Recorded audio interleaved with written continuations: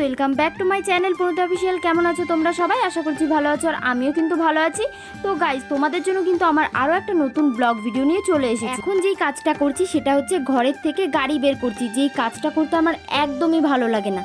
তো চলো ওইসব কথা বাদ দিই, আজকে কিন্তু আমরা সবাই মিলে যাব ঘুরতে। আর কোথায় ঘুরতে যাব আর কেনই বা যাব সেটা তোমাদেরকে কিন্তু এই ব্লগেই বলবো, বাট ব্লগটা কিন্তু পুরো শেষ অবধি দেখতে হবে। এদিকে কিন্তু আমার দিদি, বোন, বৌদি আর ওই যে রাস্তায় দাঁড়িয়ে রয়েছে আমার দিদি আর পুচু, তো সবাই কিন্তু রেডি হয়ে গেছে আর আমিও কিন্তু রেডি হয়ে গেছি। তো এখন দাঁড়িয়ে রয়েছি কাকাদের বাড়িতে, কারণ কাকাদের বাড়ি থেকে সবাই একসাথে হয়ে তারপরে যাব। আর আমাদের সাথে কিন্তু আরও কয়েকজন যাবে, তো কারা যাবে সেটা একটু পরেই জানতে পারবে। আর এখন না আমরা বেরিয়ে পড়েছি। এদিকে আমার গাড়িতে যাবে পুচু আর দিদি, আর এইদিকে কিন্তু আমার আর একটা দিদি গাড়ি নিয়ে নিয়েছে, এই গাড়িতে যাবে বৌদি আর বোন। তো চলো একেবারে গিয়ে কথা হচ্ছে। তো এখন কিন্তু আমরা চলে এসেছি। আসলে আসার সময় না সেরকম ভিডিও করতেই পারিনি, কারণ রাস্তায় অনেক ভিড় ছিল, আর সিটি সেন্টারের দিকে এতটা ভিড় থাকে না, সেটা তোমাদেরকে কি বলবো। তো কোথায় এসেছি সেটা বলি। আমরা এসেছিলাম আমাদের এখানে দুর্গাপুরের জাংশন মলে, আর আমরা না 7:30 নাগাদ এসেছিলাম। আসলে আমাদের আসার কথা ছিল 6টার সময়, বাট 6টার সময় না সেরকমভাবে কেউ রেডিই হয়নি। আর এখানে কারা কারা এসেছি সেটা তোমাদেরকে দেখাই। এখানে কিন্তু আমার সব দিদি, বোন আর বৌদিরা ছিল। তো এখন কিন্তু আমরা ভেতর দিকে চলে যাচ্ছি। আর হঠাৎ করে জাংশন মলে কেন গেলাম সেটা তোমাদেরকে বলি। কালকে না আমার পাপা এসেছিল আমাদের বাড়িতে, তো আজকে যখন ও বাড়িতে ঘুম থেকে উঠেছে, উঠেই বলছে কি আমি জাংশন মলে যাব। ওকে কিন্তু কেউ শিখিয়ে দেয়নি। সকালে যখন ঘুম থেকে উঠেছে তখন না একাই বলছে যে আমি জাংশনে যাব। তো দিদি বলছে ঠিক আছে, তাহলে মানিকে ফোন করে জিজ্ঞেস করো মানি যাবে নাকি, তাহলে যাব। তো আমাকে ফোন করে বলছে মানি আমি ঘুরতে যাব, জাংশনে যাব, আমি লাল গাড়িতে চাপবো। আসলে আমার পাপা না রেড কালারের গাড়ি খুব পছন্দ করে।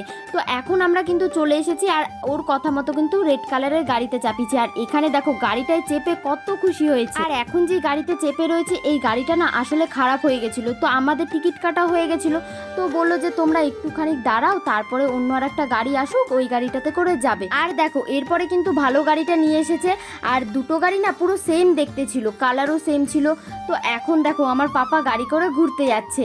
প্রথম দিকে না একটু ভয় পাচ্ছিলাম, কারণ পাপা না গাড়ির ওপরে দাঁড়িয়ে পড়ছিল, মানে গাড়িটা চলছে তখনই কিন্তু ফট করে দাঁড়িয়ে পড়ছিল। তো আমরা ভাবলাম আবার পড়ে ঠরে যায় নাকি। আর পাশে পুচু ছিল, পুচুকে বললাম যে ভাইকে কিন্তু ধরে বসবে। আর যখন এক রাউন্ড করে ঘুরে আসছিল আর আমাদের দেখতে পাচ্ছিল, এত চিল্লাচ্ছিল যে এক্সাইটেডে দাঁড়িয়ে পড়ছিল। তো আমি বললাম যে না না দাঁড়ায় না, তুমি ভালো করে ধরে বসো, আমরা তোমাকে দেখতে পাচ্ছি। এদিকে দেখো গাড়িটা দেখে মনে হচ্ছে না যে ওই চালাচ্ছে, আসলে গাড়ির কোনটা কি করতে হয় মানে সব জানে। আর এখানে কিন্তু আরও অন্যরকম গাড়ি ছিল। তো বললাম যে তুমি কি ওই গাড়িটায় চাপবে, তখন কিন্তু ফট করে বলছে যে না আমি ওই গাড়িটায় চাপবো না, আমি লাল গাড়িটাতেই চাপ। তারপরে আর কি গাড়িতে চাপা হয়ে গেছে, আর আমরা কিন্তু এখন ওপর দিকে উঠে পড়ছি।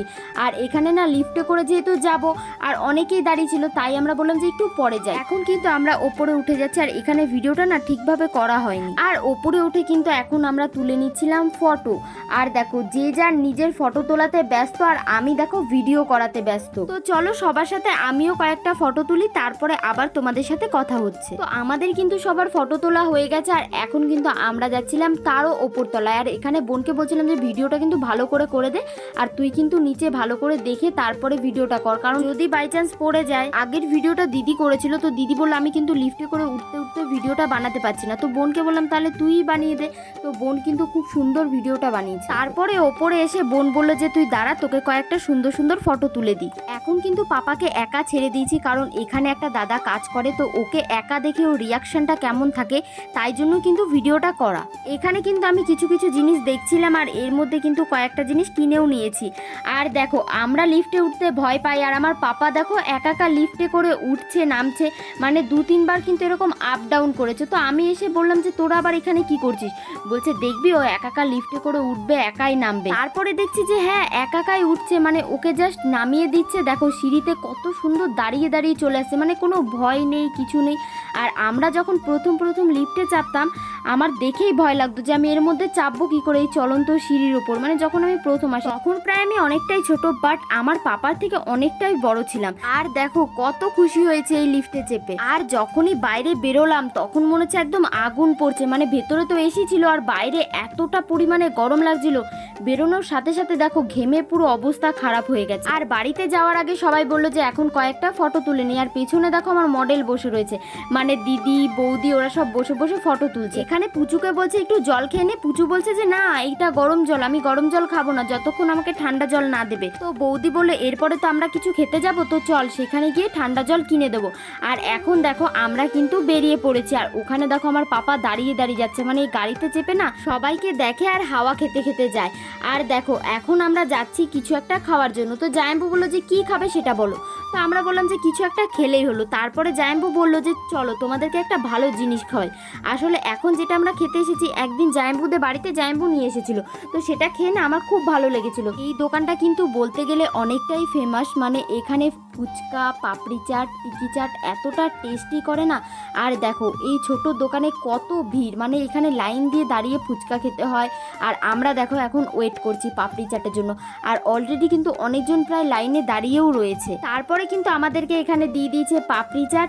আর এটা দেখো দেখেই লোভ লাগছে না, এটা দেখতে যতটা লোভ লাগছে খেতে কিন্তু তার থেকেও টেস্টি। তো এখন আমি খাচ্ছি, আর এখানে বসে যেহেতু খাচ্ছি আর পুরো গরম গরম ছিল। জায়াম্বু যখন নিয়ে গেছিলো তখনও গরম ছিল, বাট এখানে বসে খাওয়ার মজাটাই কিন্তু আলাদা ছিল। তো পুচুকে আমি জিজ্ঞেস করলাম যে তোর খেতে কীরকম লাগছে। তো পুচু বলছে যে হ্যাঁ খুব ভালো লাগছে। আর বৌদি না এখানে ক্যামেরাটা একটু ভুলভাবে ধরেছে, তো আমি সেটাই বললাম বৌদিকে যে একটু ভালোভাবে দেখাও। আর এখানে বৌদি বলছে যে তোমার খেতে ভালো লাগছে। তো আমি বললাম যে হ্যাঁ আমার খেতে ভালো লাগছে। তো পুচু এখানে বলছিল যে আমি কিন্তু পাপড়ি চাটটা খেয়ে আবার ফুচকা খাবো। তো বৌদি বলছিল তোমরা কেউ খাবে ফুচকা? তো আমি বললাম যে না না এতটা পাপড়ি চাট খেয়ে আর ফুচকা খাবো না। বৌদি বললো তাহলে অন্য কিছু খাও। তাই বললাম আমরা তাহলে আইসক্রিম খাবো। তো এখন কিন্তু আমরা আইসক্রিমের দোকানে চলে এসেছি। আর এখানে কিন্তু আইসক্রিম নিয়ে এসেছিলাম আমার খুবই ফেভারিট আইসক্রিম, যেটা ছিল রাবড়ি। আমার এই রাবড়ি আইসক্রিমটা খেতে কিন্তু খুব ভালো লাগে। ওইদিকে দিদি আর জায়াম্বু কিন্তু বাড়িতে চলে গেছে, কারণ জায়াম্বুর একটা কাজের ফোন এসেছিল, তার কারণে কিন্তু একটু তাড়াতাড়িই চলে গেল। তো এখন কিন্তু আমরা আইসক্রিমটা খেয়ে বাড়িতে চলে যাব। তো চলো আজকের ভিডিওটা এখানেই শেষ করছি। ভিডিওটা যদি ভালো লাগে অবশ্যই like, comment, share and subscribe করে দিও। চলো বাই, দেখা হচ্ছে নেক্সট ব্লগে।